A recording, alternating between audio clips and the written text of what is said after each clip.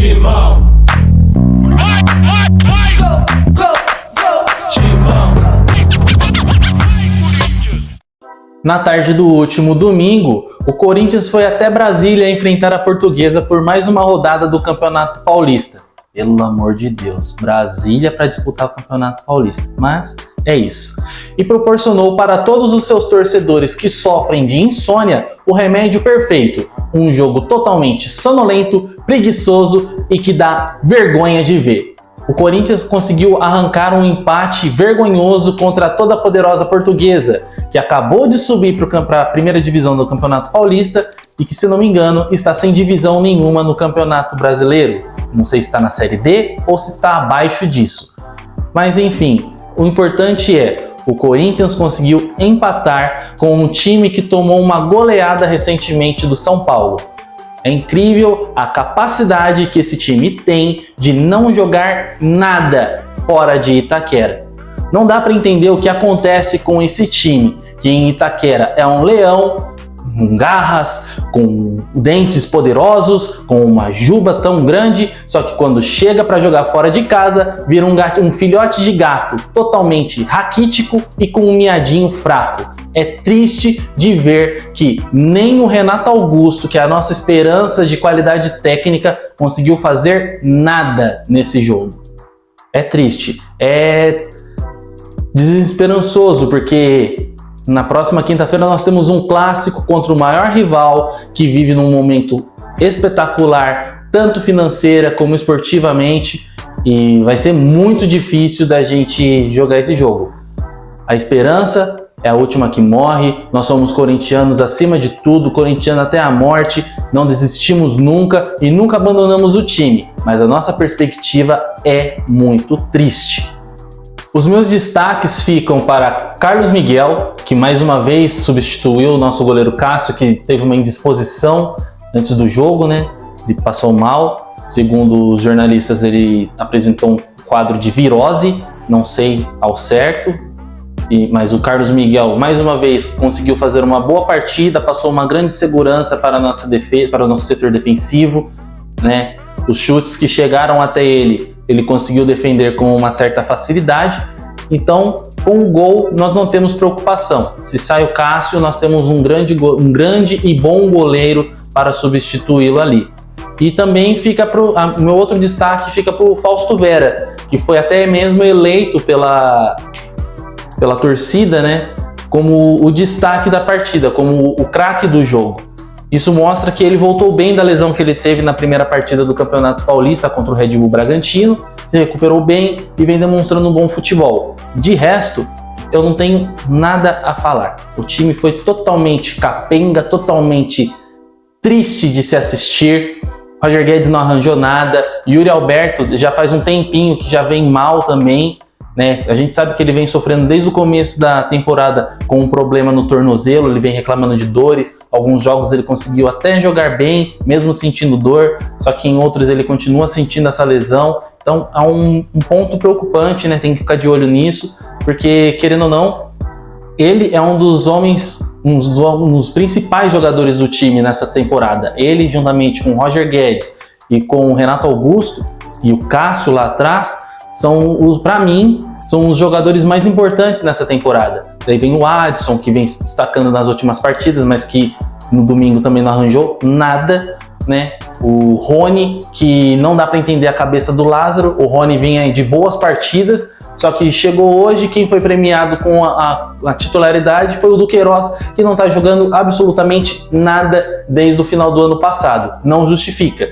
Se a mentalidade do Lázaro é de que quem vai ser titular é por meritocracia, ele acabou de mostrar que ele jogou essa regra no lixo, porque se fosse por méritos, a dupla de volantes seria Fausto Vera e Rony, e não Fausto Vera com Duqueiroz, que não tá jogando nada. E também Rafael Ramos, não dá, aquele menino não dá, tem que ver até quando que é o contrato dele, né? Uma herança maldita deixada aí pelo Traíra. Romero entrou, também não fez porcaria nenhuma. Tá tristeza. O jogo foi ridículo, foi vergonhoso ver o Corinthians jogando da maneira que jogou contra a Portuguesa, que não tem divisão, que acabou de subir para a Série A do Campeonato Paulista, que vem há tanto tempo sem jogar nada. O último confronto do Corinthians, se eu não me engano, foi em 2014, que o Corinthians ganhou de 2-0 com 2 gols do Malcom. Para você ver o tanto de tempo que o Corinthians não enfrenta a Portuguesa. A Portuguesa é um time que muitos paulistas, né, têm um carinho especial por ela, revelou grandes jogadores que até mesmo jogaram no Corinthians, só que não dá. O time caiu para 4ª divisão, tá sem divisão no Campeonato Brasileiro, se eu não me engano, acabou de subir para a Série A do Campeonato Paulista e o Corinthians sofreu para tentar finalizar contra os caras. Foram poucas finalizações, poucos chutes, poucos lances de perigo. Os 2 lances de perigo foram com o Roger Guedes e mesmo assim o time não arranjou nada. Tá difícil jogar fora de casa, hein? Pelo amor de Deus. Não dá.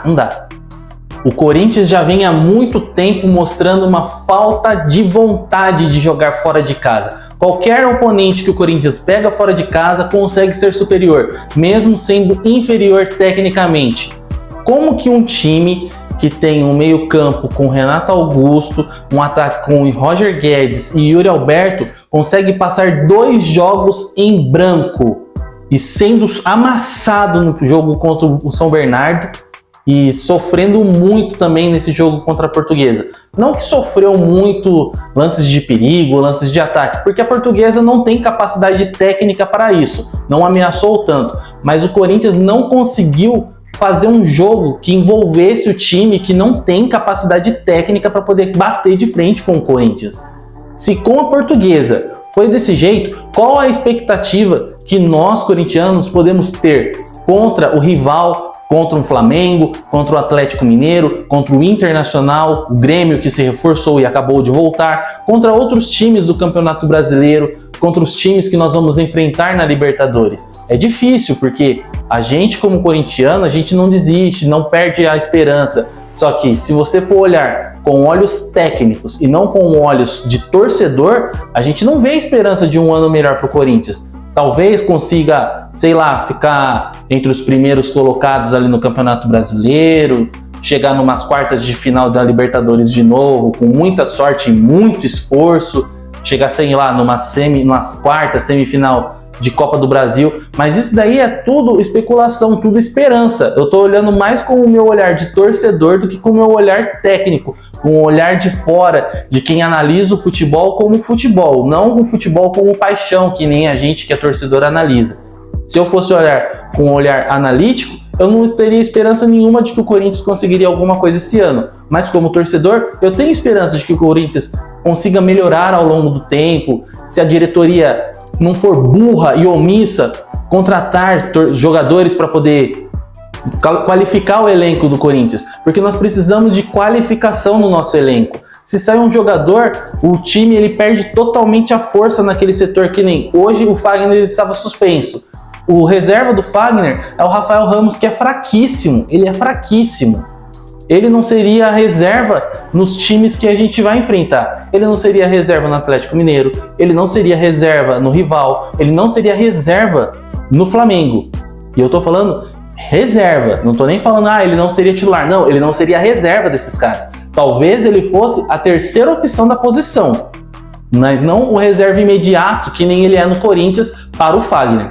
É difícil a gente pensar em competitividade tendo um elenco que, quando sai uma peça ótima, entra uma peça que não é nem regular, é muito abaixo de regular, é medíocre.